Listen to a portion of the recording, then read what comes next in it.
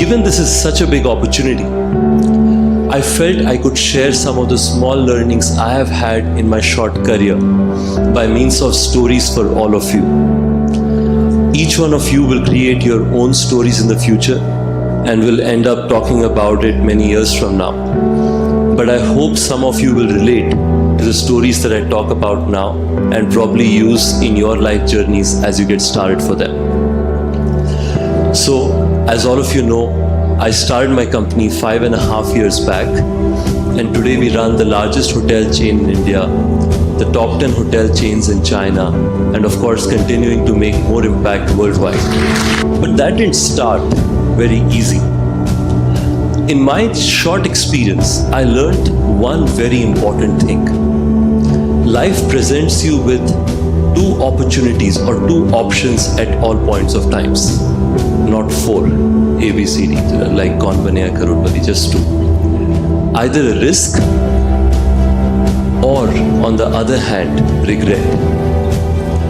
I have learned always that whenever life presents you with either of these opportunities, taking a risk is always better than regretting not taking that risk many years from now. So what I want to talk about today is why risking it is better than being regretful about it in the long term. The first story that I want to talk about is that going after what you really want to do. You know, all of us are in our 20s, all of you are in your early 20s, which means that you have very limited liabilities in life. You don't have a husband or a wife waiting for you back home. You don't have kids whom you have to leave for school. Nowadays admissions are hard in schools, I can tell you that by my colleagues. You don't have any of those pains.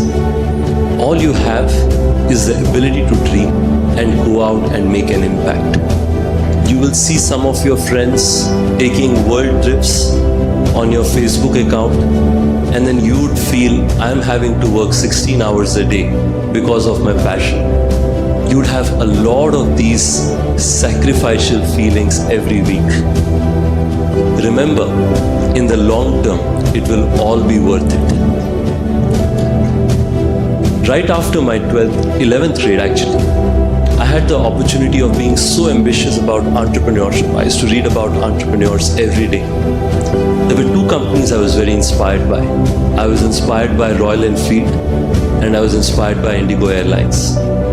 So I used to take weekend trains from Kota to Delhi to come and listen to those entrepreneurs. Most of the people around me said, on weekends life is so good and you end up going every weekend to listen to entrepreneurs whom we don't even know about. Then I lived in a Barsati for a year in Delhi and worked from there to build really small businesses. Most of them, pretty insignificant.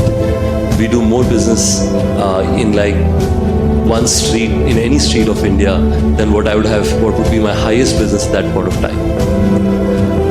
Those sacrifices were all worth it because I genuinely wanted to make a difference around myself. Which means that if each one of us have an ambition, or we learn what we have an ambition about, it's okay to sacrifice the usual excitements in life for the next few years to do what you want to do. Which means it is okay to take a risk versus being regretful of not doing what you wanted to do. And 30 years later, being at a bar and telling your friends, you see this friend of mine who's done so well in his life, I could have also been like him if I had taken a risk. You don't want to be regretful like that. You want to be the person on the photo who's being talked about. The second one is living a very happy and ambitious life, but with a lot of discipline. I decided that I want to be an entrepreneur. I used to read online on TechCrunch, Economic Times and so on about entrepreneurs, and I felt what an easy thing it would be. You just choose a good idea, and if you're intelligent enough, it should just become successful. I was up for a reality check. When you show up for meetings 10 minutes late, people judge you. When you're not prepared before a conversation, people would judge you. And that would happen literally every hour of the day for 365 days multiplied by the years. That is the struggle that we would all go through before we start something really, really successful. All this period requires you to put significant amount of discipline. I'm very lucky to have 11 core CXOs in the company in India and of course 5 more in China. These are people who come from Ivy Leagues, who've been the top guys at BCG, McKinsey and so on partnering with me. So every Monday morning, we all meet together and we discuss about what's going on in business, what are the challenges, opportunities and so on.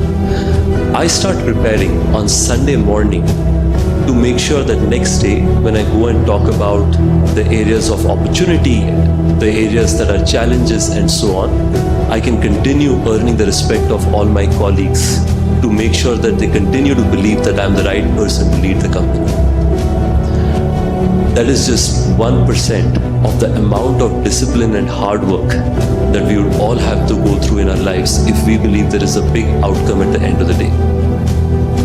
Which means that long term, there is that risk of making sure that weekends, those evenings, you could have had a better time. I'm not asking you to stop that. You should have a great time. But when you're working, put in all the effort and discipline that you can behind it. So you don't have to regret later that in my early years I could have worked harder and I could have been the best person in the field that I started working on.